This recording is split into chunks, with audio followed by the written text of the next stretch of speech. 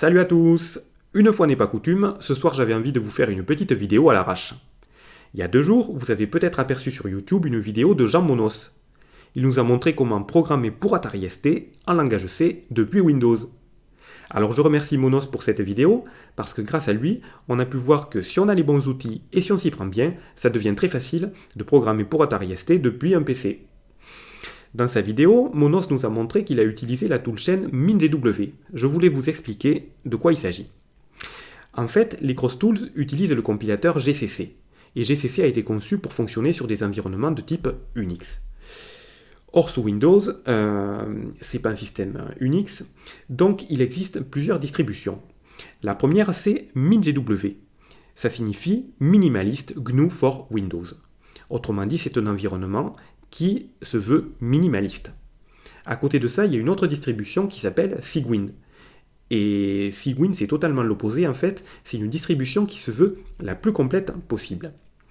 Alors en général, on entend dire que MinGW est plus simple que Cygwin, mais ce soir, je voulais vous montrer qu'en fait, c'est très facile d'installer Cygwin et d'utiliser les CrossTools à partir de Cygwin. Alors, comment est-ce qu'on va s'y prendre ? Donc on va lancer notre navigateur favori, et je tape, par exemple, GCC Atari. Tiens, d'ailleurs, je vois que la première vidéo qui sort, c'est justement la vidéo de Monos. Donc bravo Monos, tu vois que ta vidéo va être très utile aux programmeurs. Je descends un petit peu, et je vois mon site web, Vincent Rivière, M68K Atari Mint, CrossTools. Je clique dessus. Donc je propose des binaires pour plusieurs distributions, mais c'est principalement Cygwin que je mets en avant. Donc j'ai fait un Quick Start pour Windows. Donc je fais un CTRL roulette vers le haut pour grossir un petit peu les caractères. Voilà, comme ça on y voit mieux. Et on va simplement suivre ce Quick Start. La première chose qu'on nous demande, c'est d'installer Cygwin 32 bits. Donc je clique sur le lien. Et on arrive sur la page de Cygwin. Je descends un peu, et on voit que c'est la version 64 bits qui est mise en avant de nos jours. Pas de problème, parce que si on va tout en bas de la page, on voit que la version 32 bits existe toujours. Donc je clique sur setupx86.exe, j'enregistre le fichier, sur le bureau, ça me va très bien. Donc le setup se télécharge, j'attends quelques secondes, et voilà, je vois qu'il s'est téléchargé, c'est très bien. Je vais sur le bureau et je vois que setupx86.exe est arrivé. Alors plutôt que de l'exécuter ici, je vais le ranger dans un dossier. Alors je lance l'explorateur, je clique sur ce PC, ces 2 points, je fais un nouveau dossier que j'appelle archive, je rentre dedans, et à l'intérieur, je fais un nouveau dossier que je vais appeler Cygwin. Voilà, je rentre dedans et je copie le setup à l'intérieur. Et je lance le setup depuis ce dossier. J'y vais. Est-ce que je veux apporter des modifications à mon ordinateur? Oui. On arrive dans le setup de Cygwin, je fais suivant. Est-ce que je veux installer depuis Internet? Oui, je fais simplement suivant. L'installeur me dit qu'il va installer Cygwin dans le répertoire c2.i/Cygwin. C'est parfait, ça me convient très bien. Suivant. Et donc là, on voit que Cygwin va télécharger les packages dans le répertoire de l'exécutable. C'est pour ça que j'ai créé un dossier C-archive Cygwin. Donc ça me convient parfaitement. Je fais suivant. Je n'ai pas de proxy, je fais suivant. Donc là, Cygwin me demande de sélectionner un miroir. Alors, il s'agit de prendre un miroir qui est le plus proche de nous. Moi, souvent, je prends... qu'est-ce que je prends d'habitude? Mirrors.kernel.org, ça me va très bien. Je fais suivant. Donc là, le setup télécharge un fichier setup avec la liste des packages qui s'afficheront plus tard dans cet écran. Je vous montrerai après comment ça se passe. Pour l'instant, je fais simplement suivant. Le setup va télécharger plein de paquets et leurs dépendances. Très bien. Je fais suivant. Et on voit que les paquets se téléchargent. Donc là, il y en a un certain nombre. Bon, ça prend quelques minutes. Mais bon, on laisse simplement les paquets se télécharger. Et pendant ce temps, on peut voir que dans notre répertoire, il y a un répertoire http mirror.kernel.org qui est apparu. En fait, Cygwin est en train de télécharger tous les paquets dans ces répertoires temporaires. Donc c'est pour ça que j'ai rangé notre setup dans un répertoire d'archives, parce que si je l'avais exécuté à partir du bureau, eh ben, toutes les archives seraient restées sur le bureau. Et ça, bien sûr, ça ne m'aurait pas convenu. Donc, pendant ce temps, eh ben, on voit, parfait, que le setup a fini de s'installer. Il nous propose de créer une icône sur le bureau. Ça me va très bien. Je fais terminer. Et c'est super, il y a bien une icône qui est apparue sur le bureau. Donc cette icône s'appelle simplement Cygwin Terminal. Donc je double-clique dessus et on voit qu'il s'agit d'un shell. Donc en fait c'est un shell qui est de type Unix. Donc pour l'instant je le ferme et on va retourner sur notre tuto. Donc je ferme l'onglet de Cygwin et on voit que le deuxième point, on nous demande d'installer les paquets libmpfr4 et libmpc3. Donc je retourne ici sur le répertoire d'archives et je lance une deuxième fois setup x86. Je fais à nouveau oui, donc je fais suivant, suivant, suivant, suivant, suivant, suivant. Et j'arrive à nouveau sur l'écran des paquets. Donc cette fois-ci, je vais cliquer sur Full. Et je vais taper dans le champ Search les paquets qu'on m'a indiqués. Donc c'était libmpfr4. Je vois le fameux paquet libmpfr4, je double-clique sur Skip, et à la place, il y a un numéro de version qui apparaît. Donc ça signifie qu'on demande à Cygwin d'installer ce paquet. J'en ai besoin d'un autre, donc il s'agissait de libmpc3. Le voilà, donc je fais la même chose. Je double-clique sur Skip, le numéro de version apparaît, je fais suivant. Cygwin me dit qu'il va installer ces deux paquets, très bien, je fais suivant.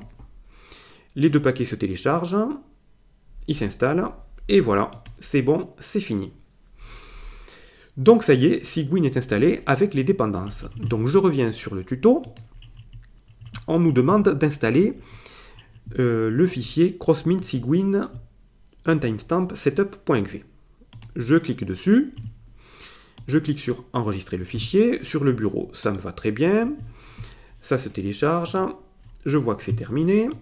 Je retourne sur le bureau. Et je vais mettre ce fichier dans mon répertoire d'archives. Voilà, je le range avec le reste. Donc ça, c'est le setup des CrossTools avec GCC. Donc je double-clique dessus. Ah, alors voilà une nouveauté. On me dit que Windows a protégé mon ordinateur. Donc je clique sur informations complémentaires et on voit que la seule chose qui ne plaît pas à Windows, c'est que l'éditeur est inconnu. Bon, l'éditeur, je le connais bien puisque c'est moi. Donc je sais qu'il n'y a pas de risque. Je peux faire exécuter quand même. Oui, j'autorise ce setup à faire des modifs. Je clique sur Next. Je clique sur I agree. Le setup me dit qu'il a trouvé toutes les librairies, toutes les dépendances. Bon, ben c'est parfait. Je fais Next. Je fais à nouveau Next. Le setup me dit qu'il va installer les binutils, GCC, mais aussi plusieurs librairies pour Atari. Donc ça me convient très bien. J'installe tout. Je clique sur Install. Et donc là, le setup installe tous ces paquets. Donc si je veux en savoir un peu plus, je peux cliquer sur Show Details. Bon, ben, c'est allé super vite. Tout s'est installé. Le setup me dit qu'il n'a pas vu que la variable path n'est pas trouvée. C'est pas grave, je fais Next. Le setup me propose de mettre à jour le fichier bash profile avec les variables. Je fais oui. Et ça y est, c'est fait. Je clique sur Finish. Donc ça y est, j'ai installé à la fois Cygwin et les CrossTools. Donc je peux réduire cette fenêtre et je vais lancer mon terminal. Bon, pour qu'on y voit un peu plus, je vais agrandir la fenêtre. Je fais CTRL roulette vers le haut pour grossir les caractères. Et on va voir ce que ça donne. La première chose que je vais taper, c'est M68 tab. On voit que le préfixe M68K Atari Mint se complète tout seul. J'ai plus qu'à rajouter GCC. Et je rajoute l'option version entrée. Super, ça marche. On voit que le compilateur GCC version 464 pour Atari Mint est bien installé. Donc c'est parfait, je vais pouvoir passer aux choses sérieuses. Super. Alors, la première question, c'est dans quel répertoire on va travailler. Alors, je vais vous donner une astuce. Une commande que j'utilise tout le temps, c'est sig start. Point. Entrée. Et vous voyez que ça a pour effet d'ouvrir une fenêtre d'explorateur dans le répertoire courant. Donc on voit que le répertoire courant, c'est Cygwin Home Vince. Donc je ne me pose pas de questions, je sais que je suis dans le bon répertoire. Et là-dedans, je vais créer un nouveau répertoire que je vais appeler Atari, pour ranger mes programmes Atari. Je rentre dedans, et là je vais créer un programme. Donc je fais un nouveau document texte, que je vais appeler hello.c, pour reprendre l'exemple de Monos. Je l'édite moi aussi avec Notepad++, parce que c'est mon éditeur favori. Et comme pour tous les programmes, je commence par dièse include stdio.h. Ensuite, je rajoute un autre include, dièse include hostbind.h. Alors, le premier stdio.h, c'est l'include standard de la librairie standard qui me permettra d'utiliser printf. Et hostbind.h, c'est celui qui contient les appels système spécifiques de l'Atari ST. Je peux ensuite rajouter mon main. Int main, bon, je ne mets pas de paramètres. J'appelle un printf pour afficher hello Monos. Je n'oublie pas de rajouter le backslash n, je ferme les guillemets, la parenthèse, le point virgule. J'appuie sur CTRL D pour dupliquer la ligne et je vais même afficher une deuxième ligne dans laquelle je vais dire Cygwin, c'est simple. Voilà. Donc, je vais à la fin, je rajoute un return 0 pour indiquer que le main s'est bien passé. Et je ferme l'accolade, et voilà mon programme. Alors, comment est-ce qu'on compile un programme avec GCC? D'abord, il faut mettre le nom du compilateur. Donc, c'est la même chose que tout à l'heure, je tape M68, tab GCC. Ensuite, il faut mettre le nom du source, hello.c. Ensuite, je mets -o, qui signifie output, donc ça signifie que je vais générer un exécutable, que je vais simplement appeler hello.tos. Voilà. J'appuie sur Entrée. Et là, qu'est-ce qu'on me dit? Ah ben, hello.c, no such file or directory. Donc ce fichier n'existe pas. Et oui, parce que, qu'est-ce que j'ai fait tout à l'heure? Tout à l'heure, j'ai créé un sous-répertoire Atari dans lequel j'ai mis hello.c. Or, dans mon shell, je ne suis pas rentré dedans. Alors, d'abord, je vais taper la commande pwd pour savoir dans quel répertoire je suis. Je suis dans Vince. Pour afficher les fichiers, je fais ls-l et je vois bien mon répertoire Atari. Alors vous allez peut-être vous poser la question, pourquoi est-ce que je vois Atari, mais pourquoi est-ce que je ne vois pas les autres fichiers qui commencent par un point? C'est parce que dans un environnement de type Unix, par défaut, les fichiers qui commencent par un point sont cachés. Donc je ne vois que le seul qui ne commence pas par un point, c'est-à-dire Atari. Donc, dans l'explorateur, je rentre dedans, et dans le shell, je rentre dedans avec la commande cd. cd Atari. Je refais ls-l, donc c'est l'équivalent de la commande dir sous Windows. Je vois bien mon fichier hello.c. Alors, vous allez peut-être me dire que taper des lignes de commande, c'est pas très pratique, mais heureusement, il y a les flèches. Si j'appuie sur la flèche vers le haut, je peux retrouver ma ligne de commande complète. M68K Atari Mint GCC, hello.c-o, hello.tos. Je fais Entrée, et là, c'est bon, pas d'erreur. Si je refais ls-l, je vois que j'ai bien un fichier hello.tos qui a été généré. Et de l'autre côté, si je vais voir dans l'explorateur, je vois bien mon fichier hello.tos. Donc c'est super, je viens de générer un programme pour Atari. Donc là, je vais faire exactement la même chose que Monos, je vais lancer l'émulateur Steam. Donc je l'ai mis en bas dans la barre des tâches. Alors là, j'utilise la toute dernière version, Steam SSE version 4.01. Mais c'est la même chose que Steam 3.2, si ce n'est qu'il y a quelques évolutions. Je démarre l'émulateur. Voilà, je suis sur mon Atari.